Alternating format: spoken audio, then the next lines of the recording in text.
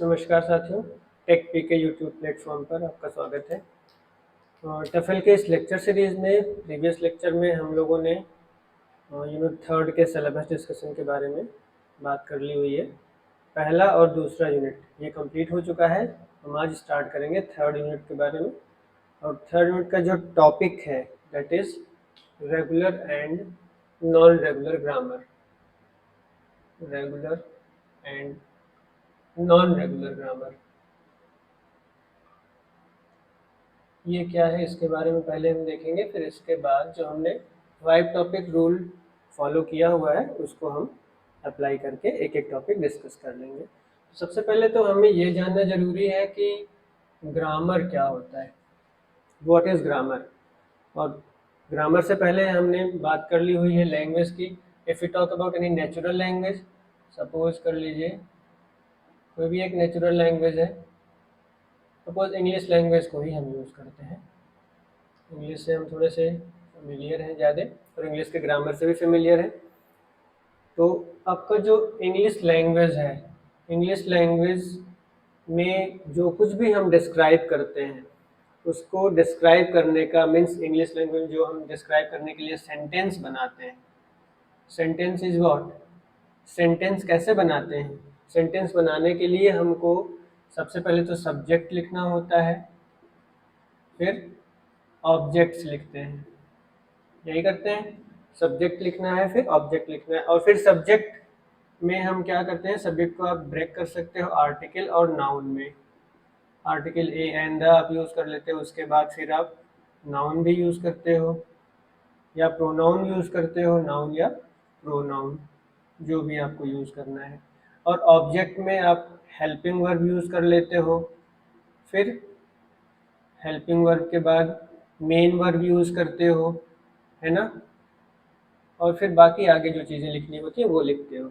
तो ये जो सीक्वेंस बना, ये सीक्वेंस कैसे बना? ये सीक्वेंस बनाने के लिए हमारे पास कुछ सेट ऑफ रूल्स हैं कि हमको पहले क्या लिखना है और बाद में क्या लिखना है।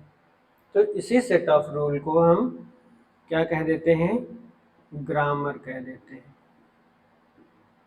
ठीक है, और ये किसका ग्रामर है?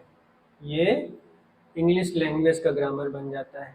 ठीक है, तो उसी तरह से अगर हम अपने ऑटोमेटा में ग्रामर की बात करें, या इसी ग्रामर को अगर हम मैथमेटिकल फॉर्म में, ये तो आपके नेचुरल, जो आपकी नेचुरल लैंग्वेज है उसका ग्रामर बन गया।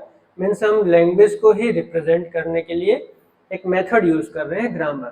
ठीक है, उस ग्रामर के अकॉर्डिंग हम क्या कर ले रहे हैं, अपनी लैंग्वेज को रिप्रेजेंट कर ले रहे हैं। ठीक है, तो अब अगर हम इसी ग्रामर को मैथमेटिकल फॉर्म में रिप्रेजेंट करना चाहें, जैसे हमने ऑटोमेटा को रिप्रेजेंट किया हुआ था, मीन्स किसी मशीन को मैथमेटिकल फॉर्म में उसके अलग अलग पार्ट्स के अकॉर्डिंग, तो इसी तरह से आपका ये जो ग्रामर है इसको भी मैथमेटिकल फॉर्म में अगर हमें रिप्रेजेंट करना हो तो grammar is represented by capital जी।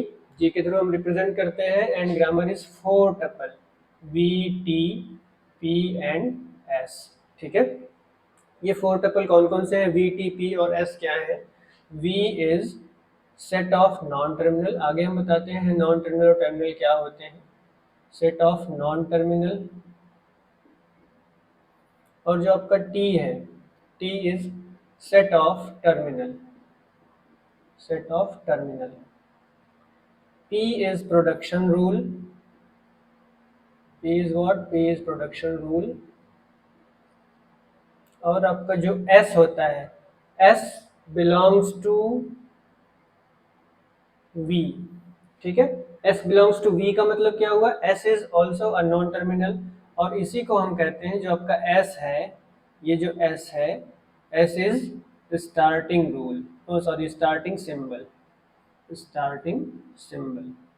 ठीक है, स्टार्टिंग सिंबल हो गया, मीन्स यहीं से हमको स्टार्ट करना है। मीन्स अब अगर हम नॉर्मल लैंग्वेज या नॉर्मल ग्रामर की बात करें तो ग्रामर में हम कहाँ से स्टार्ट करते हैं, कोई सेंटेंस डिज़ाइन करना हुआ तो हम सेंटेंस को कहाँ से स्टार्ट करेंगे, आर्टिकल से या आपका सब्जेक्ट से, वो आपका प्री डिफाइंड है। उसी तरह से यहाँ भी आपका जो ग्रामर है, ग्रामर को स्टार्ट कहाँ से करना है, that will be started with S. ठीक है, एस के थ्रू स्टार्ट होगा।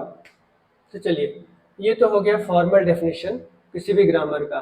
चाहे वो रेगुलर ग्रामर हो, चाहे कॉन्टेक्स्ट फ्री ग्रामर हो, चाहे कॉन्टेक्स्ट सेंसिटिव ग्रामर हो, जो कुछ भी ग्रामर है, ग्रामर को हम 4 टपल में रिप्रेजेंट कर लेते हैं। एक्चुअली है तो 3 ही tuple, V T P S is S belongs to V, क्योंकि ये जो सेट है, सेट का ही एक एलिमेंट है एस, सेट वी जो है, सेट वी का ही एक एलिमेंट है एस, ठीक है।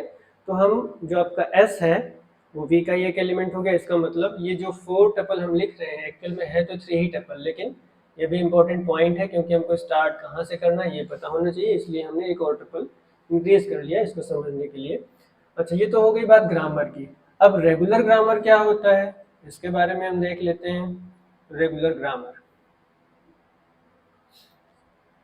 रेगुलर ग्रामर क्या होगा, सपोज कर लीजिए इसके पहले रेगुलर ग्रामर पढ़ने से पहले हमें थोड़ा सा पता होना चाहिए रेगुलर लैंग्वेज क्या है। रेगुलर लैंग्वेज क्या है आपने पढ़ा हुआ है। रेगुलर लैंग्वेज क्या है,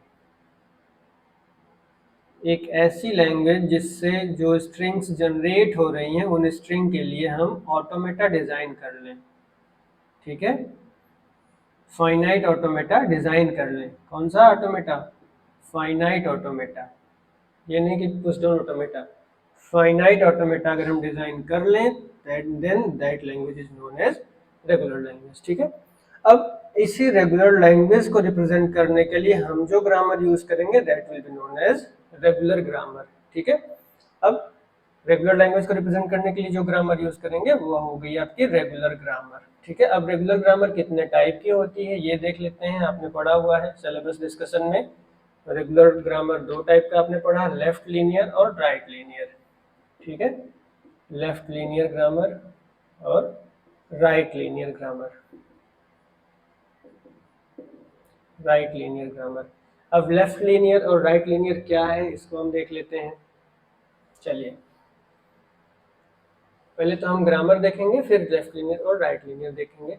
ग्रामर वही आपका है, ग्रामर इज व्हाट, जी है आपका grammar, we T P S, ये तो आपका ग्रामर हो गया। अब एक एग्जांपल लेते हैं हम, suppose grammar G is given as V T P S where V is एक ही एलिमेंट है, सपोज कर लीजिए एस, ठीक है। टी, टी में भी एक ही एलिमेंट है ए। प्रोडक्शन रूल, प्रोडक्शन रूल क्या दिया गया है ये देख लेते हैं। एस से हमें स्टार्ट करना है, एस से सपोज कर लीजिए दिया है ए एस और ए, ठीक है। इतना ही है प्रोडक्शन रूल। मीन्स एस से या तो हम ए एस प्रोपागेट करेंगे या तो ए प्रोपागेट करेंगे। अब अगर हम इसका डेरिवेशन निकालें, इस ग्रामर जी का डेरिवेशन, डेरिवेशन कैसे निकालेंगे, एस से हमने क्या किया, आगे कहाँ गए, ए एस से, चाहे तो हम ए पर ही यहीं स्टॉप हो जाएंगे, ये तो एक डेरिवेशन हो गया। अगर हम इसको चूज करते हैं फर्स्ट वाला तो क्या मिलेगा हमको, ए एस, ठीक है।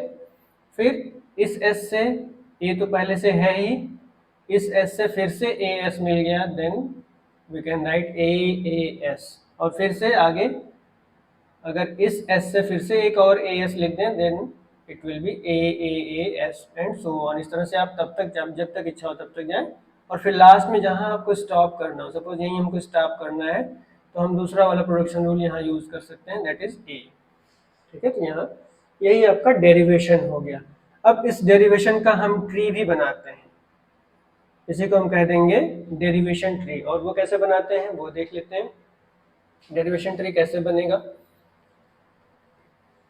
चलिए यहाँ से एस से में स्टार्ट करना है, एक तो डेरिवेशन ऐसे ही बन जाएगा ए। अब देखिए हमने बताया ना टर्मिनल और नॉन टर्मिनल क्या होते हैं, टर्मिनल से आगे आपको कोई प्रोडक्शन नहीं मिलेगा, no further production, no further production. और नॉन टर्मिनल से क्या मिलेगा आपको, फर्दर प्रोडक्शन एग्जिस्ट्स, ठीक है। फर्दर प्रोडक्शन एग्जिस्ट्स,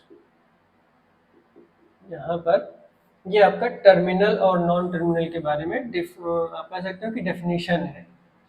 टर्मिनल से फर्दर प्रोडक्शन पॉसिबल नहीं है। एक बार अगर आपने टर्मिनल पर रीच कर गए, आप टर्मिनल पर पहुंच गए तो तो आप वहां से आगे नहीं जा सकेंगे, आगे कोई प्रोडक्शन मिलेगा ही नहीं आपको, मीन्स फर्दर कोई प्रोडक्शन है ही नहीं, इसको कहते हैं ये टर्मिनल है।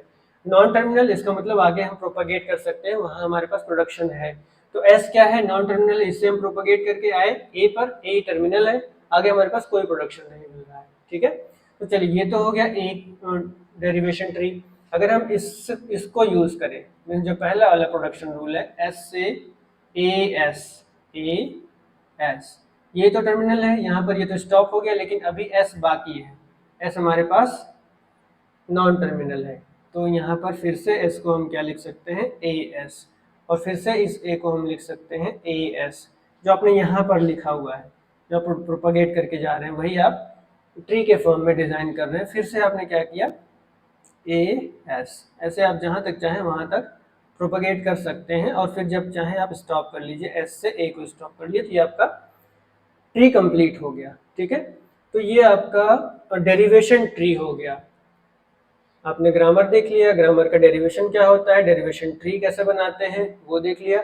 अब हम बात करेंगे ग्रामर का, जो रेगुलर ग्रामर था उसका टाइप। रेगुलर ग्रामर का टाइप दो था, first one is left linear grammar, left linear grammar, and second one is right linear grammar, right linear grammar, ठीक है। इसी में समझेंगे हम लोग। ये आपने जो प्रोडक्शन बनाया हुआ है, इस प्रोडक्शन को ध्यान से देखें अगर, तो यहाँ पर जो प्रोडक्शन है वो किस साइड में प्रोपागेट कर रहा है, लेफ्ट साइड में कि राइट साइड में।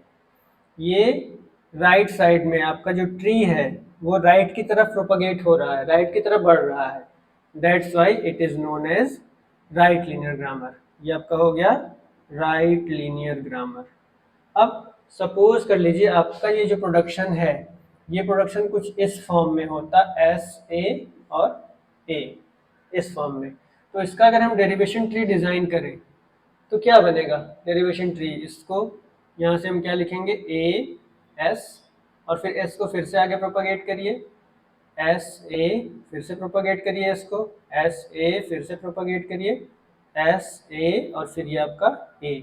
यहाँ पर ये राइट से लेफ्ट की तरफ प्रोपागेट हो रहा है, that's why it is known as left linear grammar, ठीक है। ये आपका लेफ्ट से राइट की तरफ जा रहा है तो राइट लीनियर ग्रामर, ये राइट से लेफ्ट की तरफ आ रहा है, that is known as left linear grammar.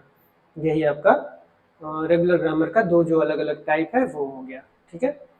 तो आज आपने क्या क्या पढ़ लिया, ग्रामर क्या होता है ये देख लिया, रेगुलर ग्रामर क्या होता है ये देख लिया, और रेगुलर ग्रामर का जो दो टाइप होता है, लेफ्ट लीनियर और राइट लीनियर। और ग्रामर में ही आपने ग्रामर के जो अलग अलग टपल्स थे वो देख लिए, 4 टपल्स, और टर्मिनल क्या होता है, नॉन टर्मिनल क्या होता है, इसके बारे में आपने देख लिया। और फिर आपने डेरिवेशन और डेरिवेशन ट्री भी देख लिया, ठीक है। तो फ्रेंड्स आज के लिए बस इतना ही, बाकी फिर हम नेक्स्ट क्लास में डिस्कस करेंगे context free grammar. Okay, thank you.